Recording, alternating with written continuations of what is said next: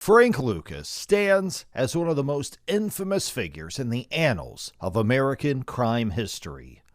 His story, which unfolds in the heart of Harlem in the late 1960s and 1970s, is not just one of crime, but also of ingenuity, audacity, and a complex web of international connections. Lucas didn't just operate within the existing structures of crime. He revolutionized them, setting new precedents for drug trafficking that would leave a lasting impact on both law enforcement strategies and the criminal underworld. At the core of Lucas's operations was his groundbreaking method of importing heroin directly from Southeast Asia into the United States. This direct line, which bypassed the traditional mafia-controlled channels, allowed Lucas to sell a purer product at lower prices, simultaneously increasing his profit margins and establishing a near monopoly in New York City. His dominance in the drug trade during this era wasn't merely due to the superiority of his product, but was also a testament to his ruthless business acumen and strategic thinking. Lucas's life, engulfed in both the allure and the perils of the criminal world, provides a window into a pivotal era in American history, marked by the Vietnam War, social upheavals, and significant changes in law enforcement practices. His story is inseparable from the fabric of Harlem during this period, illustrating how crime, economy, and society can become intricately intertwined. The 2007 film American Gangster, with Denzel Washington's compelling portrayal of Frank Lucas, brings a cinematic interpretation to his life. While the film captures the essence of Lucas's reign in Harlem's drug scene, it also takes artistic liberties, weaving a narrative that sometimes diverges from the historical truths.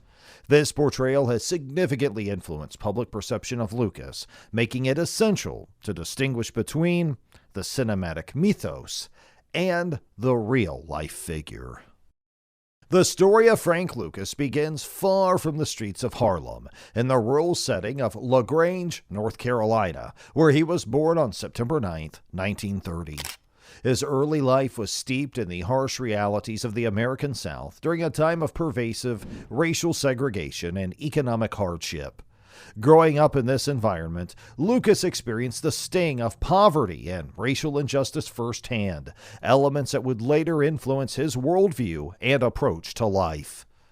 Lucas's childhood was marked by a significant incident that purportedly set the course for his future in crime. He witnessed his 12-year-old cousin's murder by the Ku Klux Klan, an event that instilled in him a deep distrust of the establishment and a resolve to take control of his destiny by any means necessary. It's essential to understand this background to grasp the motivations behind his later actions. In his teenage years, Lucas engaged in petty crimes, an early indication of his path toward a life of illegality. His journey to Harlem was as much an escape from the limitations and dangers of his southern hometown as it was a pursuit of greater opportunities. The move to New York City in the early 1940s marked a turning point in Lucas's life. Here, he encountered a different world, one brimming with possibilities, but also rife with challenges and temptations. Upon arriving in Harlem, Lucas quickly became involved in the local criminal scene. He started off with small-time gambling and theft, but his ambition and intelligence set him apart. Lucas didn't just want to participate in crime, he wanted to reinvent it. This period of his life was crucial in shaping his future, as he began to understand the inner workings of the criminal underworld and identify the limitations and potential within it. In these formative years, Lucas learned the value of connections, the importance of loyalty, and the art of survival in a ruthless environment. He was a quick study, absorbing lessons that would later enable him to build and maintain a criminal empire. His rise in the criminal world was not just a testament to his cunning and ruthlessness, but also to his keen understanding of the dynamics of power and influence. Frank Lucas's ascension in Harlem's criminal hierarchy began in earnest when he started working for notorious gangster Bumpy Johnson. Johnson, one of Harlem's most influential underworld figures, became both a mentor and a model for Lukas. Under Johnson's tutelage, Lukas gained invaluable insights into organized crime, including how to navigate the complex networks of power and corruption. The relationship between Lukas and Johnson was pivotal. Bumpy Johnson's tutelage went beyond the practicalities of crime. He imparted to Lukas a sense of strategy and sophistication in criminal dealings. Lukas learned the importance of maintaining a low profile, cultivating strong community relations, and crucially, the art of bribery and corruption to ensure protection from law enforcement. After Bumpy Johnson's death in 1968, a power vacuum emerged in Harlem's criminal underworld. Lukas, with his newfound knowledge and ambition, was quick to seize the opportunity. He didn't merely step into Johnson's shoes, he sought to surpass his mentor by forging his own path. Lukas's vision went beyond the local drug trade. He aimed for an international operation that would not only bring him immense wealth, but also transform the heroin trade in America. This period marked the beginning of Lukas's rise to infamy. He started building his empire by establishing connections directly with heroin producers in Southeast Asia. This move was revolutionary in the drug trade, as it allowed him to bypass the traditional mafia-controlled supply chains, reducing costs and increasing the purity of the product. Lukas's strategy was marked by both brutality and brilliance. He was known for his ruthlessness in dealing with rivals and traitors, a trait that established his dominance and instilled fear. At the same time, his business acumen and strategic foresight allowed him to build a robust and efficient operation. In the late 1960s and early 1970s, he revolutionized the heroin trade by establishing a direct supply line from Southeast Asia to the streets of Harlem. This bold move not only disrupted the traditional drug distribution networks, but also significantly enhanced the efficiency and profitability of his operations. Lukas identified the Golden Triangle, the region overlapping Thailand, Laos, and Myanmar, which was one of the world's largest opium-producing areas, as the optimal source for his heroin.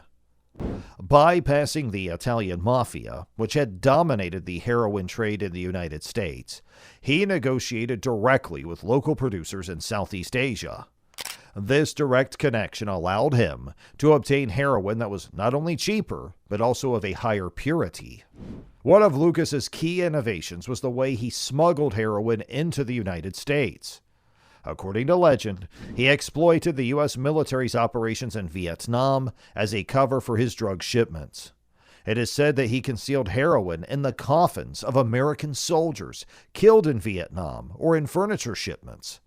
While this claim remains controversial and disputed, it highlights the lengths to which Lukas was willing to go to maintain and conceal his supply chain. This method of direct importation, often referred to as the direct link, dramatically altered the heroin trade in America. Lukas was able to sell his product, famously branded as Blue Magic, at a lower price than his competitors, while maintaining higher purity. This not only maximized his profits, but also rapidly expanded his customer base.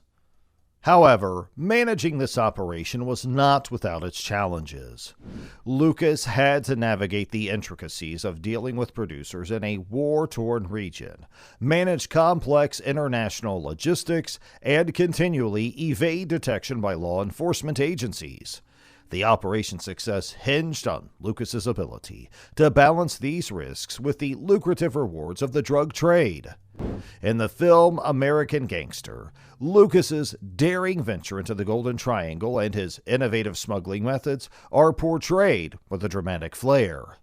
The movie emphasizes the risks and strategic thinking involved in Lukas's operation, although it takes certain liberties in its depiction.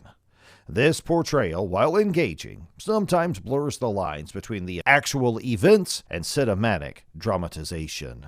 Frank Lucas's establishment of a direct heroin supply line from the Golden Triangle to Harlem was the cornerstone of what would become a sprawling and highly efficient drug empire. This operation was distinguished not only by its scale, but also by its innovative approach to drug trafficking. Dominance in the drug market. Lukas's heroin, notably branded as Blue Magic, quickly became synonymous with high purity and low cost. By controlling the supply chain from production to distribution, Lukas was able to guarantee a consistent product, something that was rare in the heroin trade at the time. This control enabled him to undercut his competitors, ensuring that Blue Magic became the preferred choice on the streets. Business acumen. Lukas's success in the drug trade was not solely due to his supply chain innovations. He demonstrated a keen understanding of business principles, applying them ruthlessly to his criminal enterprise. Lukas knew the value of branding and customer loyalty, concepts he used to his advantage. He maintained a strict code regarding the quality of his product, and any associate who diluted the heroin was dealt with harshly. This commitment to quality control was integral to his brand success. Impact on Harlem and beyond. The influx of high-purity heroin had a profound impact on Harlem. While Lukas's empire brought him immense wealth, it also contributed to the exacerbation of drug addiction and related social issues in the community. The paradox of Lukas's role in Harlem was evident. He was seen as a benefactor by some for his philanthropic efforts in the neighborhood, yet his primary trade inflicted significant harm on the same community. Network and distribution. Lukas's heroin empire wasn't a one-man operation. It relied on a vast network of associates and collaborators. He employed family members and close associates, ensuring loyalty and reducing the risk of infiltration by law enforcement.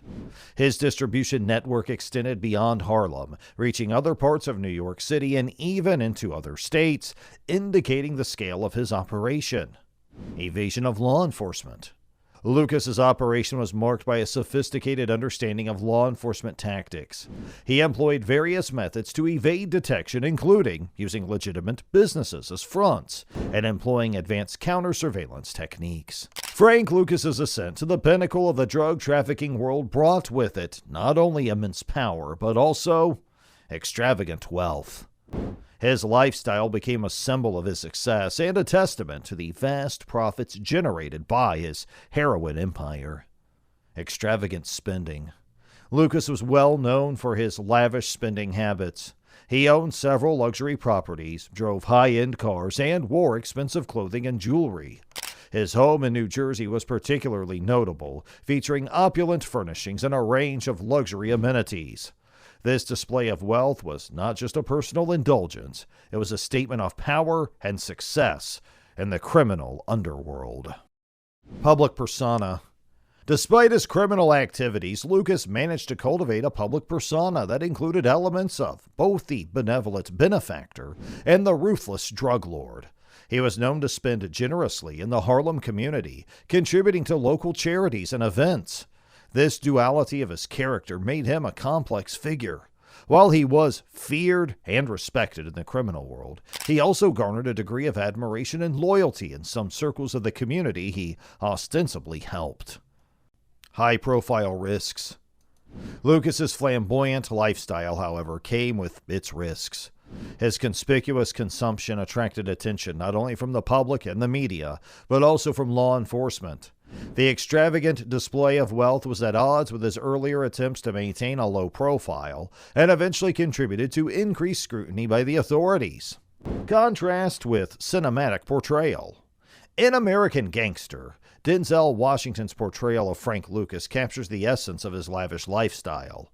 The film highlights Lucas's extravagant spending and his efforts to balance his public image as a community benefactor with his identity as a drug kingpin.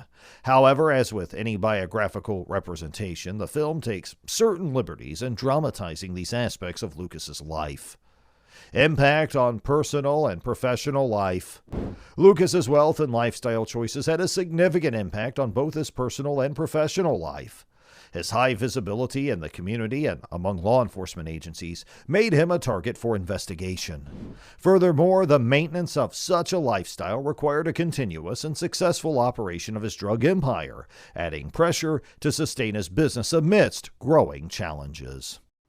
The rise of Frank Lucas and the establishment of his heroin empire posed significant challenges to law enforcement agencies.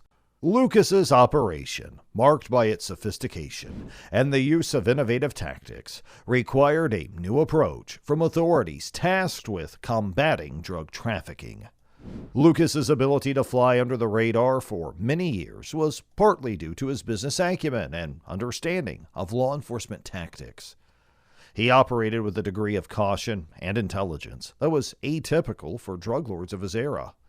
This included using legitimate businesses as fronts for his operations, employing counter-surveillance techniques, and maintaining a complex network that was difficult for law enforcement to penetrate. Moreover, Lucas's practice of directly importing heroin from Southeast Asia was a novel method at the time, and it caught law enforcement agencies off guard. They were more accustomed to dealing with traditional mafia-controlled drug distribution networks, and Lucas's direct supply line presented new investigative challenges. Tracking this international operation required a coordinated effort across various agencies and jurisdictions, both domestic and international. The challenge was further compounded by corruption within the police force and other governmental agencies. Lucas famously claimed that he had numerous law enforcement officials and agents on his payroll. This corruption not only hindered investigations but also provided Lucas with valuable inside information, allowing him to stay one step ahead of the authorities. The eventual takedown of Lucas's empire was a result of persistent and coordinated efforts by dedicated law enforcement officers, notably Richie Roberts, who led a special task force aimed at breaking up Lucas's operation. Roberts and his team employed a combination of traditional detective work and innovative investigative techniques, ultimately leading to Lucas's arrest. In capturing Lucas, law enforcement agencies not only dismantled one of the most significant drug empires in American history, but also learned valuable lessons about the evolving nature of international drug trafficking.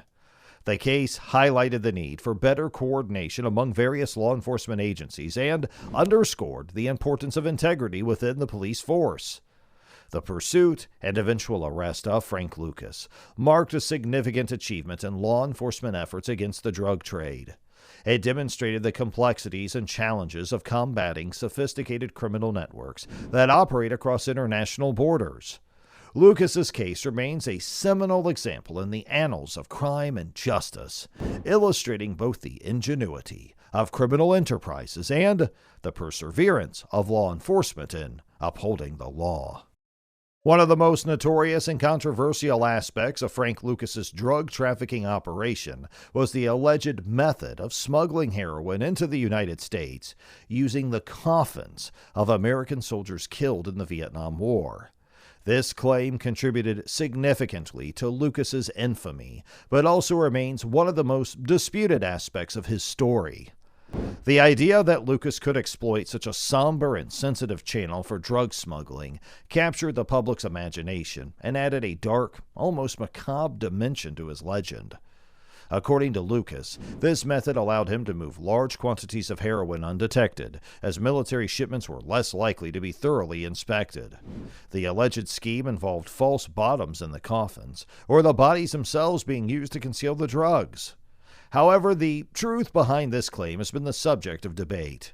Some investigation and reports suggest that while Lucas did smuggle heroin from Southeast Asia, the specific method involving soldiers' coffins may have been exaggerated or even fabricated. Critics of this claim argue that it would have been logistically complex and risky, potentially involving a large number of accomplices within the military and government. Regardless of its veracity, the story of the coffin method played a significant role in shaping the mythos surrounding Lukas. It was seen as an example of his audacity and willingness to cross moral boundaries in pursuit of profit. This aspect of Lukas's operation was dramatized in the film American Gangster, where it is portrayed as a key element of his drug empire, further cementing its place in the narrative of his life. Behind the success of Frank Lucas's drug empire was a network of key associates and relationships that played crucial roles in his operation. Lucas's approach to building and maintaining his criminal network was characterized by a mix of family ties, strategic alliances, and ruthless enforcement of loyalty. Central to Lucas's strategy was the involvement of his family members. He famously employed several of his relatives, including his brothers, in various capacities within his organization. This approach was partly rooted in trust. By surrounding himself with family, Lukas aimed to minimize the risk of betrayal and infiltration by law enforcement. These family members were involved in various aspects of the operation, from logistics and distribution to financial management. Apart from his family, Lukas also established relationships with other key figures in the criminal underworld, both domestically and internationally. These included connections with heroin producers in Southeast Asia, as well as alliances with other drug lords and organized crime figures in the United States. These relationships were essential in maintaining the smooth operation of his drug trafficking enterprise, ensuring a steady supply of heroin and efficient distribution channels. However, Lukas's leadership style within his organization was marked by a strict code of conduct and a fierce insistence on loyalty and discipline. He was known for his ruthlessness in dealing with anyone who crossed him, including his associates. This approach fostered an atmosphere of fear and respect within his organization, which helped maintain order and obedience, but also contributed to a culture of violence and retribution. The dynamics of these relationships within Lukas's organization played a significant role in both the rise and fall of his empire. While the close-knit nature of his network provided a degree of security, it also created vulnerabilities, as law enforcement agencies eventually targeted these connections to dismantle his operation. Additionally, the heavy reliance on family and close associates meant that when one member was compromised, it had a ripple effect on the entire organization. Frank Lukas distinguished himself in the criminal underworld not only through his innovative drug trafficking methods, but also through his tactical and strategic approach to maintaining and expanding his empire. His criminal tactics were a blend of shrewd business practices, psychological manipulation, and, when necessary, brute force. A significant aspect of Lukas's strategy was his emphasis on quality control and market dominance. He ensured that his heroin, branded as Blue Magic, was of the highest purity, which not only gained him a loyal customer base, but also allowed him to undercut the competition. This approach was not common in the drug trade at the time and demonstrated Lukas's understanding of market principles. Lukas was also known for his discretion and efforts to keep a low profile despite his later flamboyant lifestyle. He understood the value of staying under the radar of law enforcement and rivals. This discretion extended to his business dealings. Lukas avoided the typical trappings of drug lords. He didn't frequent nightclubs or engage in public displays of violence. Instead, he operated more like a traditional businessman, albeit in a criminal context. However, when it came to maintaining control within his organization and territory, Lukas did not hesitate to use violence and intimidation. He was known for his ruthlessness towards anyone who threatened his operation, whether it was a rival, a disloyal associate, or someone who tried to cheat him. This fear factor was a crucial component of his control strategy, ensuring that both his associates and competitors knew the consequences of crossing him. The downfall of Frank Lukas, much like his rise, was a dramatic and significant event in the annals of crime history. His reign as a drug kingpin, which had seemed invincible at its peak, began to unravel due to a combination of law enforcement efforts and internal weaknesses within his empire. The primary factor in Lukas's downfall was the increased attention from law enforcement agencies. As his empire grew, so did his visibility, making him a prime target for police and federal agents. The efforts to bring him down were spearheaded by a dedicated team of investigators, including Richie Roberts, who would play a crucial role in Lukas's eventual arrest. This team employed extensive surveillance, undercover operations, and informants to penetrate Lukas's once impenetrable organization. Simultaneously, Lukas's operational tactics, which had once served him well, started to become liabilities. His reliance on family members, while initially a strength, became a weakness, as law enforcement began targeting his relatives. This strategy of attacking the network from the edges gradually eroded the foundation of Lukas's empire, leading to arrests and defections within his organization. Additionally, the very extravagance and flamboyance that had symbolized Lukas's success also contributed to his downfall. His high-profile lifestyle attracted unnecessary attention and made it increasingly difficult for him to operate discreetly. The visibility was in stark contrast to the low-key approach that had initially helped him evade detection. Frank Lucas's eventual arrest led to a high-profile trial that marked a significant chapter in the legal battle against organized crime. The trial and subsequent conviction of Lukas were not only pivotal moments in his life, but also in the broader context of law enforcement's efforts to combat drug trafficking. The trial brought to light the vast extent of Lukas's drug empire. Prosecutors presented detailed evidence of his operations, from the direct heroin supply line from Southeast Asia to the sophisticated distribution network that had flooded the streets of Harlem and beyond with high-purity heroin. The evidence included testimony from former associates, financial records, and law enforcement reports, painting a comprehensive picture of Lukas's criminal activities. Lukas faced numerous charges, including drug trafficking, racketeering, and conspiracy. The gravity of these charges was a reflection of the seriousness with which authorities viewed his crimes. The trial was a complex legal endeavor, given the scope of Lukas's operations and the legal challenges involved in prosecuting such a high-level drug kingpin. One of the turning points in the trial was Lukas's decision to cooperate with the authorities. In a move that surprised many, he provided information that led to the arrest and conviction of numerous others in the drug trade, including corrupt law enforcement officials.